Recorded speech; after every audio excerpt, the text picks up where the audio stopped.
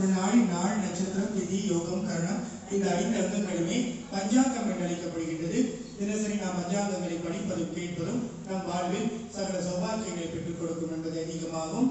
பிறர்களுக்கும் தமிழ் புதுரிடம் விஸ்வாச வருட பிறப்பை முன்னிட்டு பெரும்பாலும் திங்கட்கிழமை ஏப்ரல் மாதம் 14ஆம் தேதி காலை 6 மணிக்கு லட்சுமி பேரசனி விஸ்வரூப தரிசனம் இறக்கப்பட்டு அன்றைய நாளில் பஞ்சாங்கம் படிக்கப்பட்டு பின்பு குபேர பகவானை தரிசனம் செய்யும் அனைத்து பக்தர்களுக்கும் கைநீட்ட முறையில் நாணய பிரசாதமும் வழங்கப்பட இருக்கின்றது.